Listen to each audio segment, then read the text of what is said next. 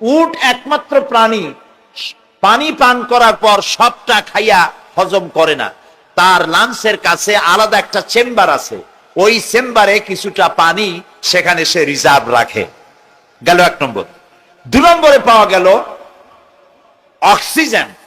প্রাণী জগৎ বাতাস থেকে অক্সিজেন গ্রহণ করে আর কার্বন ডাই অক্সাইড করে এটাকে বের করে দেয়। উট একমাত্র প্রাণী অক্সিজেন যতটা গ্রহণ করে ততটা ছেড়ে দেয় না, ওর থেকে কিছুটা জমা করে রাখার জন্য তার বুকের মধ্যে একটা জায়গা আল্লাহ একটা চেম্বার তৈরি করেছেন, ওখানে অক্সিজেন জমা থাকে, একদিকে পানি আর একদিকে অক্সিজেন শ্বাস প্রশ্বাসের জন্য। কারণ কি? কারণ হলো মরুভূমিতে বালুর ঝড় হয়, যাকে আরবিতে বলা হয় সাইমুম, বালুর ঝড়। এই ঝড় যখন শুরু হয় তখন একটানা ঝড় চলতে থাকে 2 দিন 3 দিন 1 সপ্তাহ চলতে থাকে। মানুষেরা টের পেয়ে যার যার আশ্রয় গ্রহণ করে। উট তো মরুভূমিতে চড়ে বেড়ায়, সে এইটাকে পালাবে কোথায়? সে বাঁচবে কি করে মরুঝড়ের মধ্যে? মরু বালির ঝড়, বৃষ্টির মতো বালি পড়ে গাড়ি ডুবে যায়, পাহাড় ডুবে যায়, এই অবস্থা হয়ে যায়। উট বাঁচবে কি করে? আল্লাহ রাব্বুল আলামিন উটের দেহ তৈরি করার সময় এমন ব্যবস্থা করে দিলেন, উট যখন টের পায় বালুর ঝড় হবে, সঙ্গে সঙ্গে তার সামনের 2টা পাও দিয়া বালু সরায় দিয়া তার মাথার গলার অর্ধেকটা বালুর মধ্যে ঢুকায় দিয়া 5 দিন 7 দিন যেন থাকতে পারে, পানি আর অক্সিজেনের জন্য, সে যেন মারা না যায়। এর জন্য আল্লাহ রাব্বুল আলামিন তার বুকের মধ্যে পানি আর অক্সিজেন রাখার ব্যবস্থা করেছেন। আফালা ইয়ানজুরুনা ইলাল ইবিলি কাইফা খুলিকাত, কেমনে উট বানাইছি দেখো নাই? সুবহানাল্লাহ বলে। আল্লাহ রাব্বুল আলামিন তার এই বিশাল সৃষ্টি, আকাশ জমিন গাছপালা তরু লতা কীট পতঙ্গ সাগর নগর সব তৈরি করে তারপরে আল্লাহ তাআলা বলছেন, এবার তাকাও আমার আকাশের দিকে, তাকাও আমার জমিনের দিকে। আল্লাযী খালাকা সাবা সামাওয়াতিন তিবাকা মা তারা ফি খালকির রহমানি মিন তাফাউত। তাকাও আমার আকাশের দিকে, তাকাও আমার জমিনের দিকে। আল্লাহর নাম আল্লাহ, বলেন তো। আল্লাহ নয় কিন্তু, আল্লাহ হচ্ছে অশুদ্ধ, শুদ্ধ হচ্ছে আল্লাহ। বলার সময় মুখটা গোল হয়ে যাবে। বলেন তো, সবাই উচ্চারণ করেন আল্লাহ, আবার বলেন আল্লাহ, আবার বলেন আল্লাহ। সুবহানাল্লাহ, কি মধুর নাম, কি মজার নাম।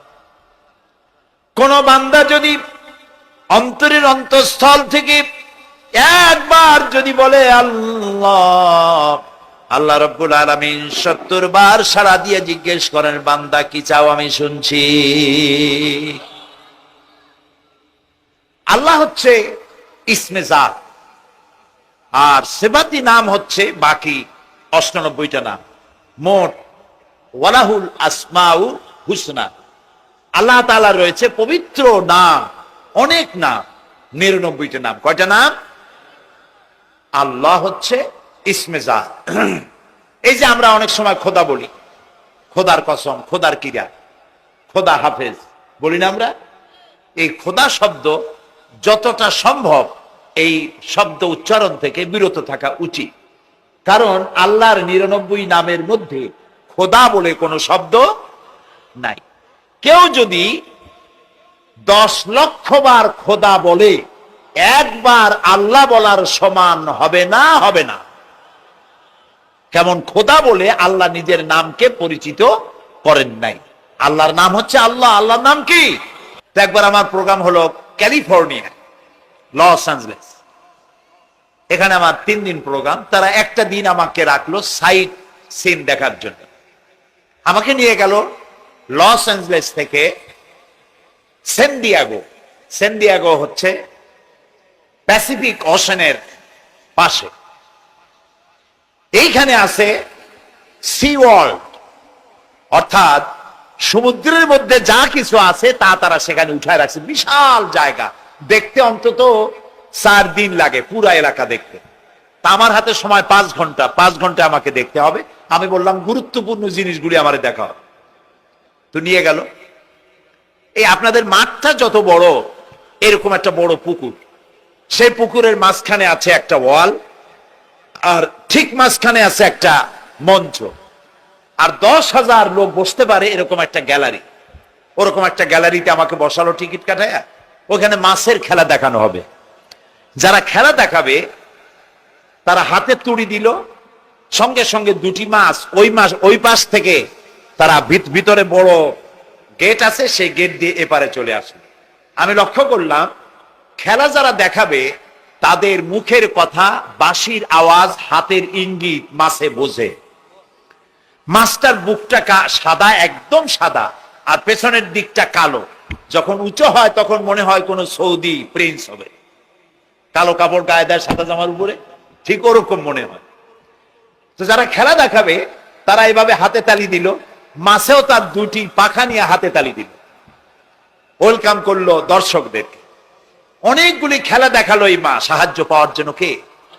আল্লাহ চান আপনার ইমানটা খালেস হোক। আল্লাহ তারা এটা বরদাস্ত করতে পারেন না যে মানুষ কারো কাছে গিয়া আরেকজনের কাছে গিয়ে নথি স্বীকার করুক। আল্লাহ সহ্য করেন না। ইন্না শিরকা লাযুলমুন আযীম, শিরক হচ্ছে মস্ত বড় জুলম, অত্যাচার।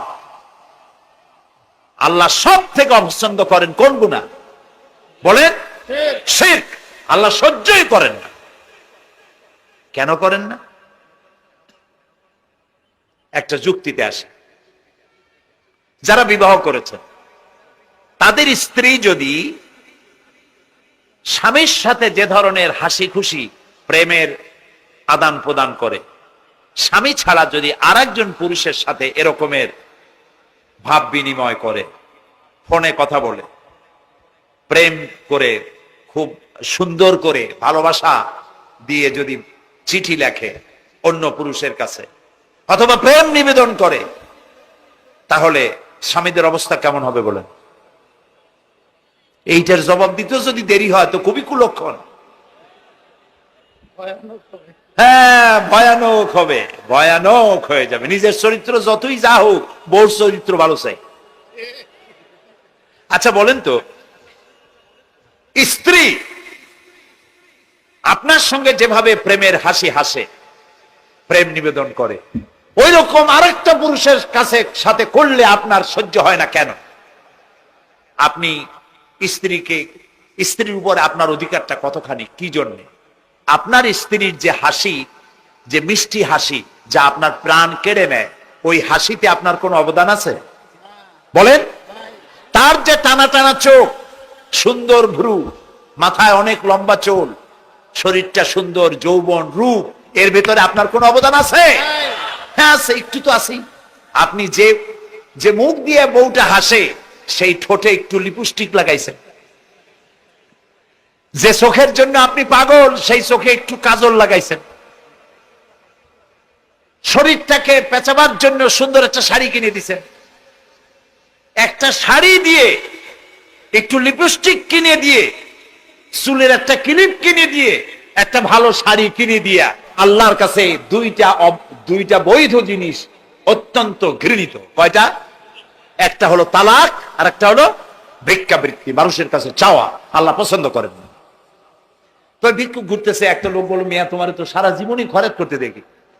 খরচ করবো না, করবো কি? যার কাছে যাই সে দেয় 4 আনা 2 আনা 1 টাকা, এর বেশি তো দেয় না। তাই দিয়ে আমি কেমনে বড় লোক হব?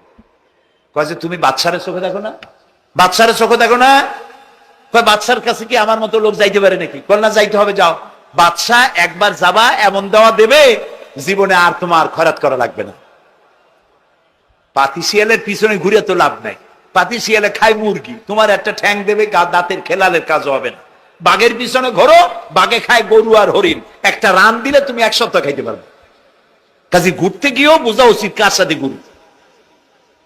তো বলছে বাদশার কাছে যাও। বাদশারে পাবো কই? কই তো দেখলাম কেবল মসজিদে ঢুকলো। তারপরে ফকির গিয়ে দাঁড়ায় আছে বারান্দায়, দেখে যে উনি বাদশা ভেতরে বসে হাত তুলে আছে ভাবে, আর চোখ দিয়ে পানি পড়ে দাড়ি ভিজে ভিজে পড়তেছে। নামাজ শেষ করে, মোনাজাত শেষ করে বাদশা বেরিয়েছেন। কোন বাদশা? শাহজাহান। বাইরে আসার পর ফকির বলল, আসসালামু আলাইকুম বলে ফকির রওনা করছে। বাদশা বলে, দাঁড়াও, তুমি যে রওনা করলা, তোমার তো ভিক্ষুক মনে হয়, আর লোকেরা যারা ভিক্ষুক না তারাও তো আমার কাছে চায়, আর তুমি তো ভিক্ষুক, চাইলে না কেন কিছু? ভিক্ষুক বলে, জাহাপানা, আমি কিছু চাইতে এসেছিলাম আপনার কাছে, কিন্তু আপনার করুণ অবস্থা দেখে আমার জ্ঞানের চোখ খুলে গিয়েছে। আমি দেখতে পেলাম আমি যার কাছে চাইতে এসেছি, আমি তো কান্দি না, হাতও পাতি নাই। যার কাছে চাইতে আসলাম দিল্লির সম্রাট, আবার কোন সম্রাটের কাছে হাত পেতে ভিক্ষুকের মতো কি জানি চায়, আর চোখ দিয়া পানি পড়ে দাড়ি ভিজে ভিজে পড়ছে। আমার জ্ঞানের চোখ খুলে গেছে, দুনিয়ার বাদশার কাছে আর চাইবো না। বাদশা কান্দে যে বাদশার কাছে, তার কাছেই চাইবো। প্রিয় ভাই সব, এই জন্যে জিহেন সাফ করে ফেলুন। দুনিয়ার কোন মানুষের জন্য, মানুষের কাছে নয়, কোন কবরে নয়, কোন কারো কাছে নয়, আল্লাহ তাআলার কাছেই আমরা নামাজের মধ্যে ঘোষণা করেছি, ইয়াকা না'বুদু ওয়া ইয়াকা নাস্তাঈন। আল্লাহ তাআলা, তোমার একমাত্র ইবাদত করি, তোমার কাছেই সাহায্য চাই। কাজী সাহায্য আল্লাহর কাছে। কার কাছে চাইবো বলে? আল্লাহ আমাদের ঈমান পোক্ত করে দিন। আমরা বলি আমিন, আমরা বলি আমিন। অসুখ বিসুখ হইলে পরে ধৈর্য ধরবেন। অনেক মানুষ আছে জ্বর হইলে কয় যে এত নামাজ পড়ি খালি জ্বর আমারই হয়, এত রোজা রাখি, ভালো ভালো কাম করি, আমার ছেলের অসুখ মোটে সারি না। এই জাতীয় কথা বলবেন না। মুমিনের পায়ে যদি কাঁটাও ফোটে, সওয়াব থেকে খালি নাই। ধৈর্য ধরতে হবে। কাঁটা ফুটছে, বলেন ইন্না লিল্লাহ। আজাবান লিল মুমিন, মুমিনের জন্য বড়ই আশ্চর্য ব্যাপার, বিপদ হইলেও শুকর আদায় করে, আর সুখে থাকলেও শুকর আদায় করে। সুবহানাল্লাহ বিহামদি। বিপদ আসলে সে বলে ইন্না লিল্লাহি, বলেন ইন্না লিল্লাহি ওয়া ইন্না ইলাইহি রাজিউন। আর যখন শান্তি আসে বলে আলহামদুলিল্লাহ। দুই অবস্থায় তার জন্য নিয়ামত আল্লাহর তরফ থেকে সে পায়, আলহামদুলিল্লাহ। প্রিয় ভাই সব, তো আল্লাহর উপর ঈমান আনার জন্য কয়টা শর্ত বলছি না? এই যে প্যাচ লেগে গেছে, কয় যে তিনটা। আল্লাহর উপর ঈমান আনার জন্য শর্ত কয়টা? চারটা। চারটার বলছি কয়টা? দুইটা। আরেকটা হচ্ছে আল্লাহর কুদরত, এ বিশ্বাস করা। আল্লাহর কুদরত মানে শক্তি। আল্লাহর কিছু বিশ্বাস করবেন, বলেন জোরে? শক্তি। আকাশ এবং জমিনে শক্তিশালী কে? কিন্তু আমার দেশের জনগণ, কিছু কিছু রাজনীতিবিদরা বলে জনগণই নাকি সকল ক্ষমতার, সকল শক্তির উৎস। কি পাগল! তুমি ক্ষমতার উৎস? নাকের মধ্যে ময়লা, দাঁতে ছাতা, পেটের মধ্যে দুর্গন্ধ ভরা, ক্ষমতার উৎস? আশ্চর্য কথা। এই যে ক্ষমতার উৎস, হাজার হাজার লোক এখানে বসা, দুইটা ভাউয়া ব্যাংক যদি দুই কোণা দিয়ে ঢোকে, ভাউয়া ব্যাংক চেনেন? বিগ সাইজের ব্যাংক, দুইটা যদি দুই দিক দিয়ে ঢোকে লাফাইতে লাফাইতে, সামনে যারা আছে এমনি লাফাবে। অন্তত টঙ্গী তামিরুল মিল্লাত মাদ্রাসা ছাড়াইয়া তারপরে ফিরে তাকায় বলবে, ভাই আমরা দৌড়াই কেন? ব্যাংকের সামনে অসহায়, বল্লা ভীমরুলের সামনে অসহায়, সাপের সামনে, বিচ্ছুর সামনে অসহায়। তারা কয় সকল ক্ষমতার উৎস জনগণ। কপাল পোড়া। ক্ষমতার উৎস জনগণ নয়, এটা কোরআনের সাথে কন্ট্রাডিকশন হয়। এ কথা আল্লাহ বলেছেন, আন্নাল কুওয়াতা লিল্লাহি জামিয়া। সকল ক্ষমতার উৎস কে? চিল্লায় বলো। ক্ষমতা কি দেখছে? মাত্র 1.5 মিনিট। কয় মিনিট? মাত্র 1.5 মিনিট। আল্লাহ বলেছেন কোন, সাথে সাথে তামিলনাড়ু, মালয়েশিয়া, ইন্দোনেশিয়া, থাইল্যান্ড, মালদ্বীপ, শ্রীলঙ্কা, 2 লক্ষ লোক শেষ, 1 লক্ষের খোঁজ নাই। সমুদ্রের পানি 33 ফিট উঁচু হয়ে এসছে। সুবহানাল্লাহ কই দিচ্ছে করে না? বিজ্ঞানীরা বলেছেন ভারত মহাসাগরের তলদেশে ফাটল ধরেছে, ওর কয়েক কিলোমিটার নিচে ভূমিকম্পের উৎপত্তি হয়েছে। ভারত মহাসাগরের পানি 3 হাত না 4 হাত, কত কিলোমিটার আল্লাহ জানেন। এই কয়েক কিলোমিটার নিচে যে মাটি, সেই মাটিরও কয়েক কিলোমিটার নিচে ভূমিকম্পের উৎপত্তি। জিন্দাকে মারতে পারেন, মরুভূমিতে ফুল ফুটাতে পারেন। সুবহানাল্লাহ। যা খুশি তাই করতে পারে। এই শক্তি সহকারে আল্লাহকে বিশ্বাস করতে হবে। চতুর্থ নম্বরে আল্লাহর হুকুম এবং হাকাম, আদেশ নিষেধ। আমি আল্লাহরে বিশ্বাস করি, এই কথার কোনো দাম নাই যদি তার আদেশ না মানি। এই কথার কোনো দাম নাই যদি তার নিষেধকে আমি আমার জীবনে প্রত্যাহার না করে চলতে পারি। মুসলমান বলে দাবি করার কোনো মূল্য নেই। একদিকে নামাজ পড়ি, আর একদিকে ওজনে কম দেয়, খাদ্যে ভেজাল দেয়, বেপরদা করি, মিথ্যা কথা বলা হয়, ওজনে কম দেয়, খাদ্যে ভেজাল দেয়, জমিনের আইল ঠালে আমানতের খেয়ানত করে, আল্লাহর হুকুম মানা হলো না, রসুলের আদেশ মানা হলো না। আল্লাহর উপর ঈমান আনার জন্য চতুর্থ শর্ত হচ্ছে আল্লাহ যা বলেছেন মাথা নত করে মেনে নিতে হবে। প্রিয় ভাই সব, পৃথিবীর 48টি মুসলিম দেশ কাদিয়ানীদেরকে নন মুসলিম মাইনরিটি হিসাবে ঘোষণা দিয়েছে রাষ্ট্রীয়ভাবে। সৌদি গভর্নমেন্ট আইন পাশ করেছে, কিয়ামত পর্যন্ত কাদিয়ানীরা মক্কা মদিনায় প্রবেশ করতে পারবে না। বিগত 100 বছরের ভিতরে কোন কাদিয়ানী মক্কা মদিনায় ঢুকতে পারে নাই। আজকে বাংলাদেশে খতমে নবুয়তের আন্দোলন নতুন কিছু নয়।